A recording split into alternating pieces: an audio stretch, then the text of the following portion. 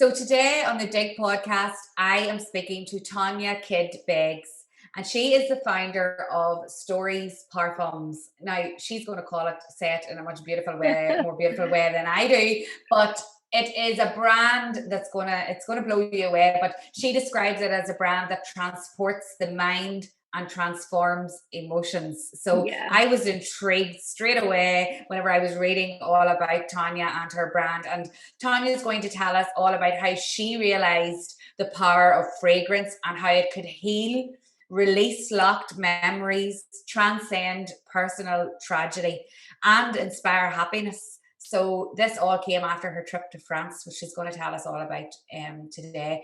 But how do you go from an idea on a trip to France to a brand that is now stocked all over the world and in stores such as Harvey Nichols, Fenwick, Brown Thomas, and so many more? Well, that's what I'm going to speak to Tonya about today. I'm going to ask her just how this all happened and how do we pitch to the big guys like she did? How do we get noticed? How do we build community while always staying true to our brand values, which is what she has done? And how do we always think outside the box when it comes to things like collaborations and all the things we need to be doing to market our brand? And we're also going to talk about sustainability and just what that means and why it's important for every business to be considering right now.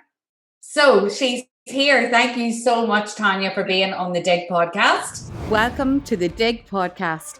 I am your host, Caroline O'Neill, and I love to discuss all things online marketing, managing money, collaborations, making that killer pitch, and developing that product that will make millions, as well as so many other topics that will inspire you in your business. Thank you so much for tuning in to another episode of the DIGG podcast. It's my absolute privilege to speak to thousands of you each week. Remember, I love to know when you've listened, so screenshot the episode and post on social, tagging me on DIGG for Success and DIGG Mama, and I will reshare with my audience. I'd also love if you could leave a review for the DIGG podcast on whatever your favourite platform is, Apple, Spotify or YouTube. I love to see all your reviews. Oh, thank you so much for having me, Caroline. It's my absolute pleasure to be here. Oh my God, no, it's my pleasure and a great honor to have you here. And, you know, I have given introduction there and I'm sorry if it actually doesn't do you justice, but I was taking snippets from your website and your social and the chat that we had together as well before the podcast. But, you know, there's nothing like straight from the horse's mouth. So can you tell us, you know, just how did this all start, Tonya, you know, a little bit about your journey kind of to date? Yeah, absolutely. So let me just start at the beginning. I'm mum to 4 kids. I chose to be a stay-at-home mum. And when my children started to get a little bit older, I thought, you know, I need to find something for myself. I want to find a hobby. And that's what I started out to do. And fragrance was always something that really connected me to myself, really connected me to people who meant a lot to me, and even connected me to a grandmother that I had never met before. And I had known her perfume. And I'd grown up feeling that I knew her because of her perfume. So I thought, okay, hobby, what do I want to do? I love luxury beauty. I love niche fragrances, something a bit different. I want to learn how to blend my own fragrance. So I went to Grasse in the south of France, as you do. I just decided to phone some independent perfumers and independent perfumeries. And I thought, you know, I wonder, would they let me come and just blend my own fragrance, learn the basics of perfumery, and I'll come away with my own bespoke fragrance that nobody has, and that I'll be happy. And off I went, and there was no business idea in my mind at this stage. And I went to Grasse in the south of France because it is the hub of the fragrance world. And I started to work with the 3rd oldest perfumery in the world. They said that they normally don't bring people in, but look, why don't you come in and work with our master perfumer and she can teach you the ropes. So off I went to the south of France. And you know, when you have 4 kids and you go off to France on your own, such a joy. And I started just learning the basics of perfumery. And it was actually what happened to me there in Grasse in the south of France that really had a significant change in my life. So I had trauma in my life when I was 12. My life spiraled out of control for many years after the trauma. When I got to my 20s, I lived a very destructive life, and I thought I need to sort this. Went to counselling, very successful, took the root of the trauma. It's an inner healing process, and I felt good, perfectly. The trauma didn't affect me anymore, and I felt perfect in a sense of it didn't affect my life. But I did not have any childhood memories prior to the trauma. It had just been overshadowed by the trauma, and I had accepted that and thought, well, it is what it is. Counselling was so successful. I went on to actually do training in counselling and a counselling practitioner. And I did volunteer with that for a while. But when I went to Grasse in the south of France, I was connected to my childhood memories prior to the trauma. It was so significant. It was like an epiphany. And I literally then left Grasse in the south of France, not with one fragrance, but two, sat on the plane on the way home to Northern Ireland and went, I'm launching a brand. And I arrived home to a husband and 4 kids and said, I am launching a brand. And it had to be luxury. It had to be niche because that's who I am. And that's how it came around. It was all this passion that I needed to tell people my story through what I call the art of perfumery so that they could also experience what I had. Wow. Oh my goodness. It's powerful even listening to it before it's even turned into a brand yet in our story. Yeah. But when you were telling me all of this in our conversation for the podcast and I went away and was doing my notes and all, I was like, God, I didn't even tell Tonya this thing that happened to me. And my granny, I did know my granny, very lucky to know her, not like, you didn't know yours, meet yours or whatever. But my granny wore Estee Lauder Beautiful. Right. So that was her perfume that she wore. And I looked after her whenever I was little. When she wasn't well, Mum would have left me down and I would have looked after her. And she actually passed away when I was 12, but I have very strong memories of her. And I always, anytime I would smell that perfume, it reminds me of my grand. And it's not that I particularly I don't wear it myself, but my auntie moved to America, my mommy's sister, and she was coming home to stay with us a few years ago. Now my granny's passed away, over 20 years now, but we were getting her room ready, and my mum headed off to the airport with my other auntie, and I smelt beautiful. Wow.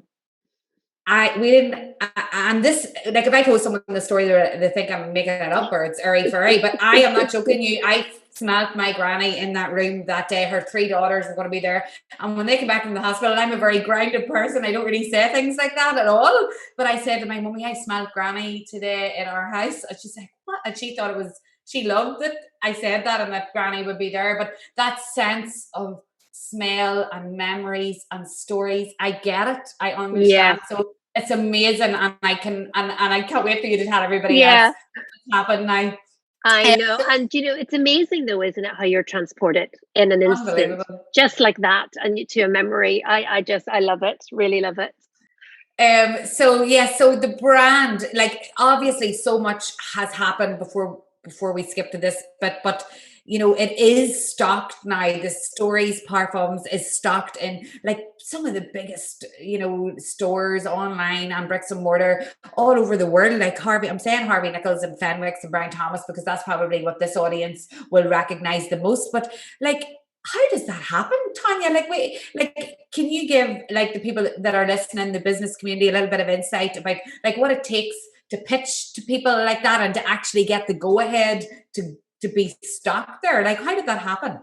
Yeah. So, well, it took about 5 years to build the brand. So when I went to Grasse, I had this idea, and I honestly was driven by passion and drive. And I knew if I wanted to make this successful, I needed to go to London and really introduce the fragrances.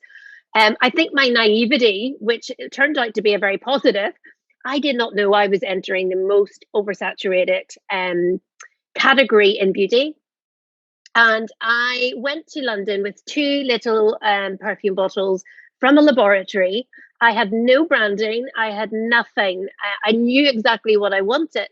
But unbeknown to me, you're meant to arrive at a PR with the full display. I didn't. I arrived with this little bottles, told them my story, told them my experience. And I said, look, this is what I want to do. And I thought when you went to, coming from Northern Ireland, as you know, everybody knows everybody, and actually is very supportive. And I thought, I'm going to end up in London. Nobody is going to listen to this. But, people were, wow, I know somebody you need to speak to, introduced me to somebody. And then that person introduced me to somebody else. And my biggest investment at that time was spending time there in London, knowing that I did not know this category that I was going into. I knew that what my brand was and I knew what I loved, but I needed to build it. So I did invest in working with consultants in London who knew the business and they knew the beauty world better than I did. And I wasn't afraid to actually be stupid in a meeting. You know what I mean? I had to be a sponge. I had to learn everything from these people. And doors started to open. And I knew very clearly what my product had to look like, the aesthetic of it. I knew what my story was, and I knew that I wanted to get people to connect to their own story through the power of fragrance. So with that in mind, I got the whole brand up and ready. We launched in 2018, direct to consumer on our website. And then in mid 2019, I started making appointments with buyers in London. Obviously, Harvey Nichols, Fortnum & Mason, Fenwick, and that is when doors really did open. I was astounded that people loved my fragrances and saw them very, very unique. I also did a hand and body line as well, which is a standalone product. So having them together, I've only got the two fragrances and the hand and body. And I thought they are not going to want a very small Northern Irish brand in the midst of their perfume halls. And they did. And you make the appointment, you've only 10 or 15 minutes to sit and present your brand. You need to be in my case, I was just very authentic with my story and what it had done to myself and where I wanted to go. And then we launched with Harvey Nichols in late 2019, followed very quickly by Fortnum & Mason and then into Fenwick. So when I'm listening to that, do you think that all began with the fact you weren't afraid to invest in the people that know at the start? Is that how the kind of connections were built? Because sometimes people, like I know the small businesses that are listening are afraid perhaps to have that expenditure at the start when it does take things like that to grow. Like, do you think what happened at the start that allowed that those doors to open as you talk about? Oh, absolutely. I definitely do. Even though I went and presented the brand myself, it was never introduced by anybody.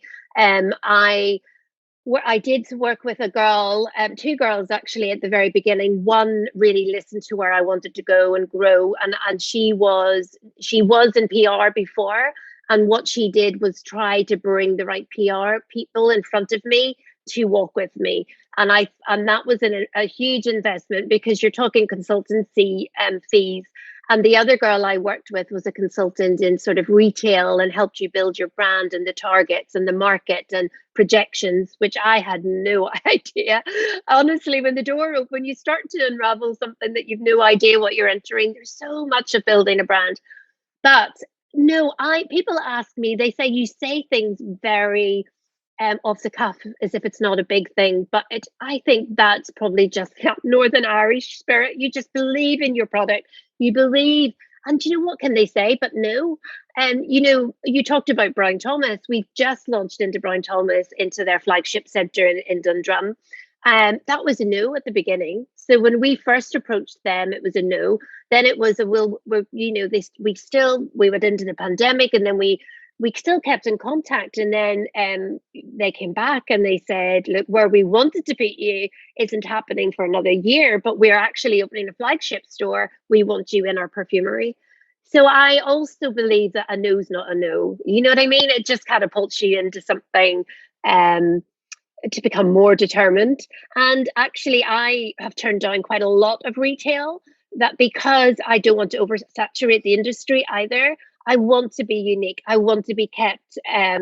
Of course, we need money. We need to make money. It's a self-financed, independent brand.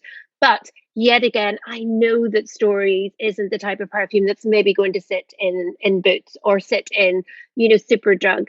the price point is a lot higher. It won't sell there, and we want to sit in really unique places. So those prestige stores are amazing. To be in there and to be sitting on the shelves is just incredible. Incredible.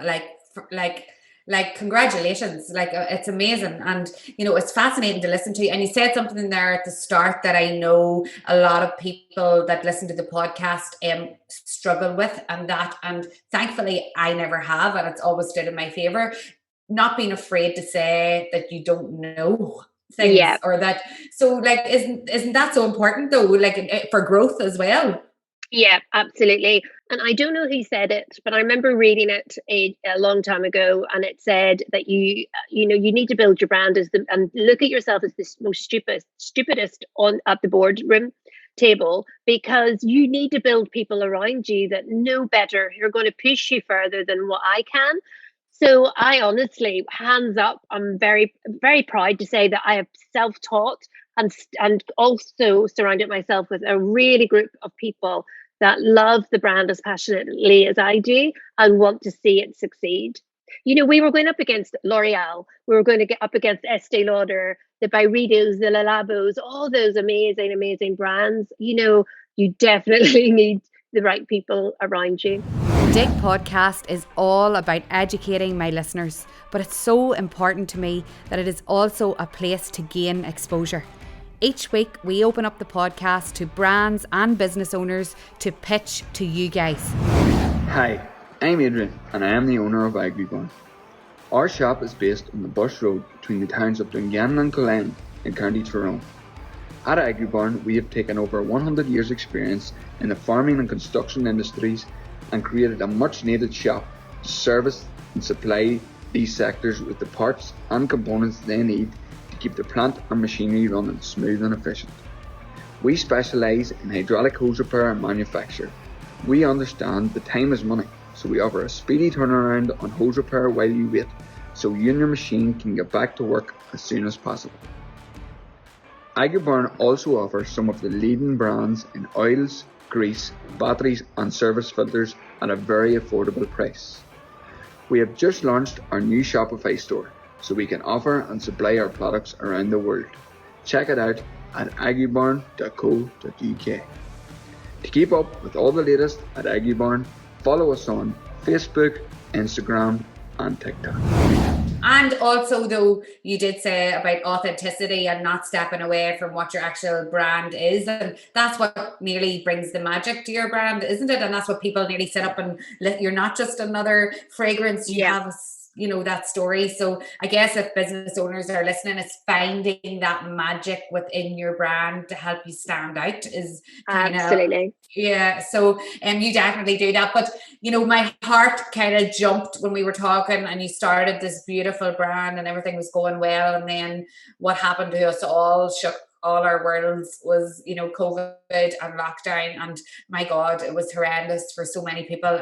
But for the business community as well, it was life-changing for a lot of people. But how did that affect Stories Parfums, and what did you do? Because I know you did some great things during that time, but tell me a wee bit about that time and how you were feeling and what happened.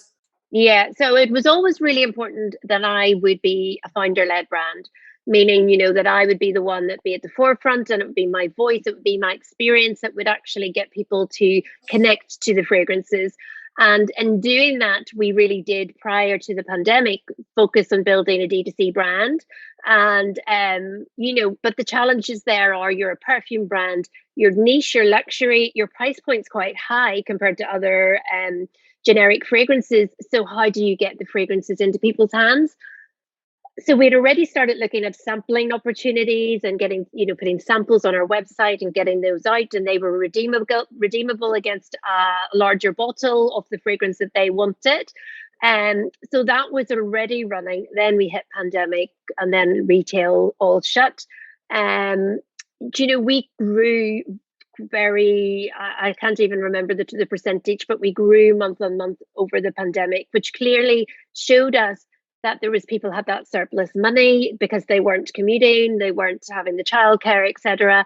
They had that extra cash to spend, but they wanted something to make themselves feel good. So we find that we had a really good chance to really put ourselves out there into the the world, so to speak. So we looked at collaborations. We decided that we're very much into masterclasses. So we've always done that. I have a very unique way of connecting with fragrance. I don't focus on ingredients. We focus on how it makes you feel. So we would have always taken those masterclasses out onto the shop floor, into pop-ups, and we had events, VIP, scent club events, etc. That was only just starting when pandemic hit, so we couldn't do that anymore. So we thought, let's take it to Zoom. So we decided that we would seek out like-minded brands that sit well with the olfactory senses. And we worked with a brand called Frejon Frere. So they are a champagne brand. They are part of the Tattinger family. I believe they're the grandsons of the Tattinger family. And they, I can't remember the actual time that I met them, but I met them through somebody else.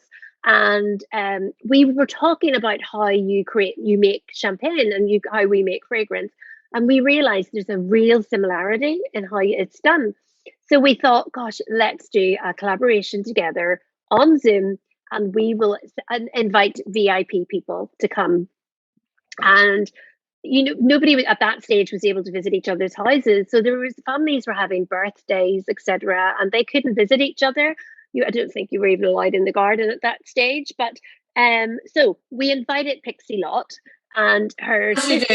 Let's just wrap that out. So obviously someone along the way had a connection with her, right? Because this is the dream, right? So someone had a connection.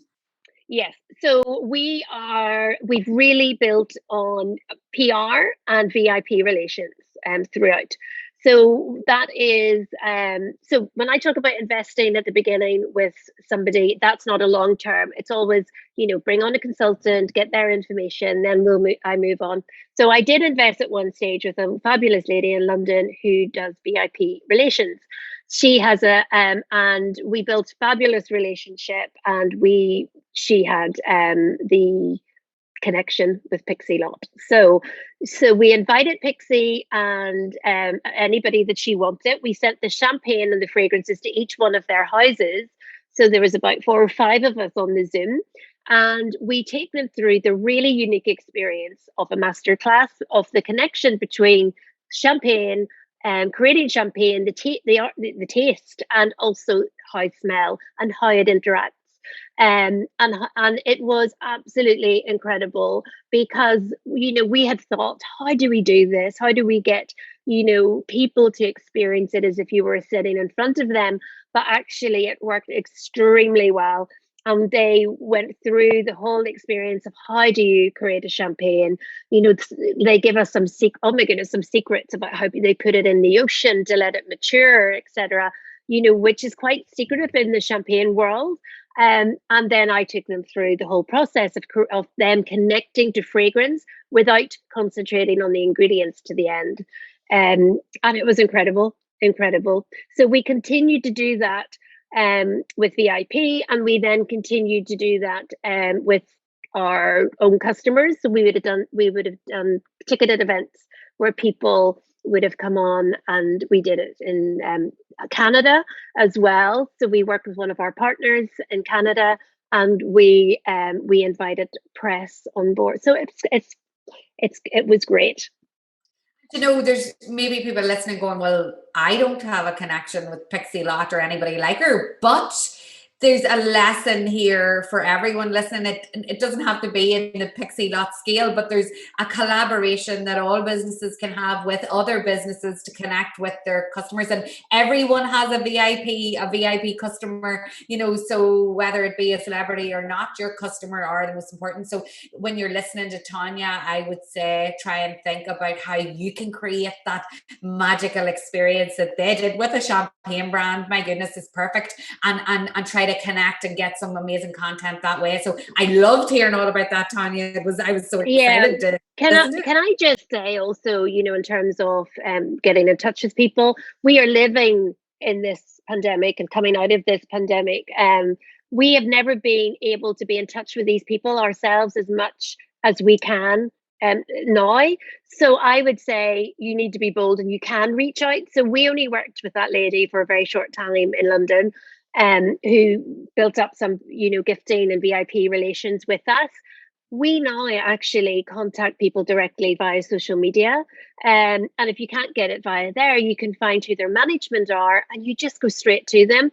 So I believe, we don't all have a lot of budget, but, if it's an independent brand and self-financed. So it's like, reach out yourself. We now build all our relationship. We've ambassador network, which we have built up ourselves. Because we just have to reach out and say, look, would you like to try my product? Because if you believe in your product and you get it into their hands, they're going to love it and want to share. So we do not pay for any of in terms of any VIP work. We don't pay anybody for that because their fees are just too crazy. But we hope they'll fall in love with it and then they'll want to do something with us. Oh, there you go. That's it in a nutshell then. Perfect. Because we have sole traders listening. We have, medium-sized businesses, large-sized businesses, and some people are going to feel like, oh, this is not relevant. But look, Tonya's just said, reach out and start that relationship.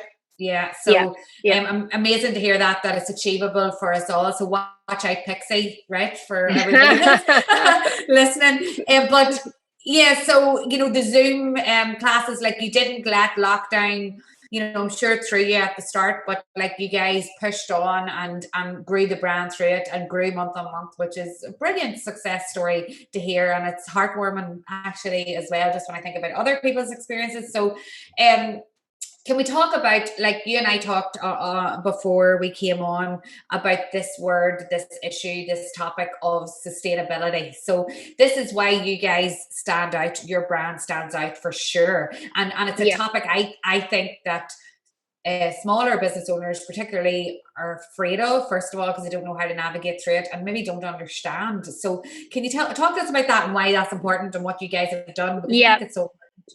Absolutely. So, this all came from my kids, really, because I really wanted to build a brand that wouldn't just simply survive, but would absolutely thrive. We want the world to survive, not survive. We want it to thrive. We want it to be a place for the next generation that we can leave a legacy. And my kids, that became very important to them, in what they do in their day to day. So I thought, I need to do this. I want to do this for them. And it was getting to the stage where we were starting to need to replenish. And I thought, well, I'm going to look at how I can actually become more sustainable. So we started off with our perfumes and we looked at the packaging.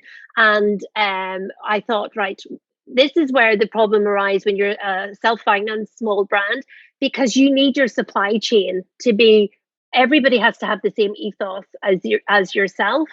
And we really started to search. We wanted to remove all plastic from our perfume. We don't use cellophane wrap in anything. And I thought, the luxury beauty actually aren't really moving in this area, especially not in niche fragrance at the moment. So I thought, how are we going to make a difference? But we did. We changed our caps. We took away our plastic caps. We replaced them with what's called a Zamac. It's a mix of an aluminium, of copper, magnesium. It's 100% recyclable. It's heavy, luxurious, and it's beautifully embossed. And what we can do is actually recycle those. So if people send them back to us with the bottle, they can get money off their next purchase. But also our labels as well were paper labels. And we know cutting down trees, etc., is not sustainable. So we decided to remove them and we changed them to rock paper. So that is from marble mining waste. So the waste that comes from the marble mining is put into this paper, and we have them on our perfume bottles as well. Our bottles are all refillable. So the idea is we are a fine fragrance brand, and there isn't much change. And we've been told by our retailers that people aren't pushing like this. So we've really positioned ourselves as forerunners of this new niche, which is bringing luxury sustainability together and being able to do so. And we have been able to do so. We got an award with the Marie Claire UK Sustainability Awards. We received highly commended for our efforts because there's just not many people that are making these changes. The refillable bottles, we hope to have refill stations, even though that's a fine fragrance. You do find the refillable places now popping up all over the place, but not in the luxury area. So we do hope to get to that stage, but at the moment you can buy your 100ml. We've 3 size bottles with 30ml and 15. The 30ml and the 15 are fabulous for travel, putting in your handbag, etc. So what we tend to do is we will supply with a pipette, which is a little perfumery pipette, and you can buy your 100ml to keep at home, and then you can keep refilling your small bottles. And that way it becomes a lot more, you don't have to keep rebuying the 30ml or the 15ml anymore. You can just keep refilling them up from your larger bottle. So yeah, sustainability is hugely important. We're actually in the process of getting positive luxury accreditation.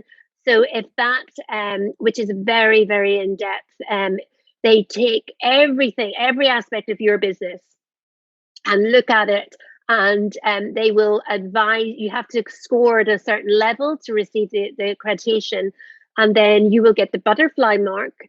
It's only for the luxury world, and then once we receive that, they will keep reviewing your business year on year to make sure that you're making the changes. So that is important. And also we're in the early stages of looking to become a B Corp as well. So that's the very core of the brand, is sustainability.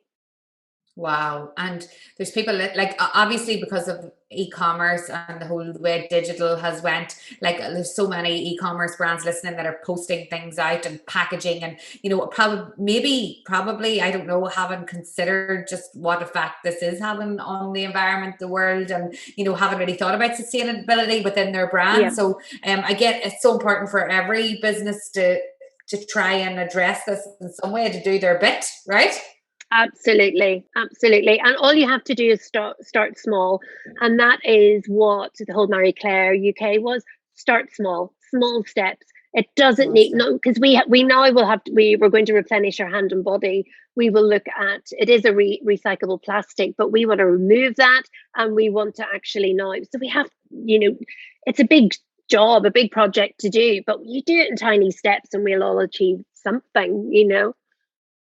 Oh my goodness, absolutely. And I can't wait to see now. I think it's going to be a massive conversation and a massive topic moving forward for businesses. So there's definitely loads of food for thought there. Thank you for letting us in on all those different things that you're doing. Because I think it's important that other businesses see, people doing, especially people in your industry, doing things like this. It can inspire them. So, I can see all of these things you're doing, and I know that about the strong community that because of you doing all this, that the community that you've built up, how important is that community for you and the growth of your brand, Tonya, and how, is there any advice you could give to business owners about building that community? I know we kind of touched on bits as you go through, but what's your thoughts on that? Yeah, so it is really important to me, especially because of my experience with trauma. The type of trauma that I experienced made me feel silenced for many, many years, and I did not share my experience, and I grew up feeling, not great. Didn't feel I had a story. Didn't feel that my life was really worth much, and that was one thing that was important in the brand, because this brand was born out of my own story, and it's all about storytelling. It's all about listening to other people's stories, and I want to give our platforms a place for people to come and share their stories and share them without fear. That's hugely important to me. So I have always, right from the beginning, it's a very two-way communication process, building that community of people who are, we have been doing over the last couple of years, here and there, stories hosts where we invite people to come and speak to me and share their story. But we're really ramping it up now over this next year, and we are inviting people to come on, share their story, share their scent story, because we all, I grew up not feeling I had a story. And then when I really went through all the process of, getting my life sorted out and then launching this brand, and I started sharing my story, people were like, oh my gosh, this is incredible. And then I thought, gosh, I do have a story. So I need, you know what I mean? And so that's why it kind of all grew. That's why Stories is called Stories. But it is hugely important that community is around me, that it's come share your story. We want to hear, how you've done what you've done, a bit what you're doing with me here, allowing me to share my story. And then also I am hugely passionate about female entrepreneurs. So as you are, and I just love to bring them together with no agenda. And we've started doing a breakfast, which just casually started, and it started to take off. And we started off with one in Northern Ireland, and we just had one a few weeks ago in Fortnum and Mason in London, and then our next one will be down south of Ireland. So we really want to build up a network of women that are actually just come, no agenda, but just come and share your story, build relationship. I mean, I tell there's no secrets here. If I can help anybody build a brand or experience something, I would share that. And that's what I want to do, just really support people on their journey. I'm also part of a group of women called the Women's Chapter. Okay. And it's based in London, but it's worldwide, or nationwide. And again, it's a member, you pay for membership, but it's extremely supportive. All indie brands, all brands of different, different areas. It's not all just beauty. And another one I'm involved with is CEW, which is Cosmetic Executive Women. And again, it's a membership, but it's a little bit like women in, women in business, and that it's just, really building your network. But then again, I want to build my community of fragrance lovers, because I want people to experience what I have, and I want them to, you will come away, when I take people through masterclasses, they come away and they go, gosh, I never, ever have looked at my sense of smell like that. And you smell everything different, everything. It's not just perfume, and it's not about just buying stories. It's about actually connecting to your sense of smell through well-being. How does it make me feel? What am I smelling? And exploring that. So that is important to me as well, to build that community. Oh my God. I'm sitting here, I'm just listening to every word. And I guess, there's two different communities there you've talked about, like the business one that you're staying in touch with and connected to, which help you through your business, and then your actual customer audience but they've all got the same kind of theme throughout of stories, which is what your brand. That's amazing. And what you said about people not having a story, and, that makes you emotional when you hear that. You're like, oh my God, everyone's story is valid and important. Totally. Some more tragic than others, and some more happier than others, but it's still a story at the end of the day. And it makes your brand even more now so, heartfelt, and I can see why that community has gathered around you in both aspects, Tonya, because like you have told us today, all the little tips and secrets, and as you say, you don't hold back, and you want to support people in business, and that openness in business is what makes people like you stand out. So thank you for doing that today on the DIGG podcast. And there's so many people going to be listening, like their fire in their belly after listening to that. But I'm sure there have been challenges. I'm sure, like all of us, what is there anything you can share with us? Like, what's been your greatest challenge, perhaps, or any challenge? Yeah. So I think, well, a couple of things are the supply chain is one, becoming sustainable, and then and finance as well, because it is an independently funded brand at the moment. We have been exploring getting ready for investment and getting an investment deck ready. And if I want to scale the brand up, how will that look without having to give too much of your company away? And that probably is my biggest challenge, is I really want to scale the brand. I've more fragrances ready to go, with Brexit and with the pandemic, and then budgets. That really holds things back. And then we know that PR and press, they all want new product, so that is an awful challenge, because it's very stop and start. We are moving into home fragrance, and and making sure all those components are sustainable. And then the supply chain goes right the way back to the forest, to the trees, to everything. And then when you want to scale up, people want to just you buy in bulk and then it becomes cheaper, but we have to make sure that supply chain is all. And I think on a personal level, being a mom to 4, now mine are all, growing up. My youngest 2 are twins, and they're 15, who still, definitely need me around. And you're still full-time mom. You don't go from being a stay-at-home full-time mom to like not being. So that is a challenge. And I definitely feel that leadership in any form, it can be very lonely at times. And I feel that can be quite a challenge. You build teams around you, you build groups. But one of the reasons that I moved into this women entrepreneur, and what I have found in our breakfast, is we all feel the same. It can become a very, very lonely place, especially when it's a small independent brand. When you're really trying to push out there.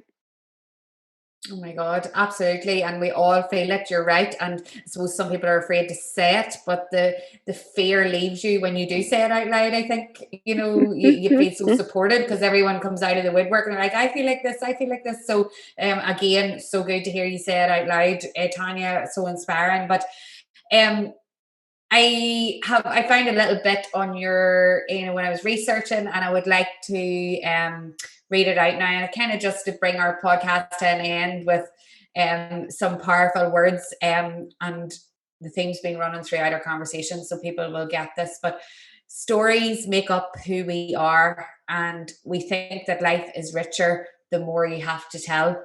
Our fragrances were created by one woman in homage to her stories, but they're just the beginning. As with all good stories, they need a middle and an end. We like to think of it as though we picked up the pen, but now it's up to you to write the rest. What will your story be? So when I'm reading that out, I'm obviously thinking about the business world. This is a business community that's listening. So what will your business story be? It's up to you, I suppose, how that pans out and how you write that. But I just thought that was such a powerful piece. I think I might have got it from your website. I'm not sure, maybe LinkedIn. Yeah. But I know people are going to be intrigued. Tonya, how can they find out more, about you and your brand and follow? Where can we see all this going on? Yeah. So we're across all of our socials, Instagram, Facebook, Twitter. You can follow the Stories one at Stories Parfums, just Stories Parfums, that's it. Now, when we say Parfums, it is the French way, Parfums, because sometimes then people get confused. They're putting in Stories Perfumes, but it's done in the French way. And then you can follow me personally on Tonya, which is TONYA_stories_parfums. And so that is my personal professional one, and anybody can contact me there. I am so contactable. I answer everything. And then you can get us on storiesparfums.com. Wow, oh my goodness.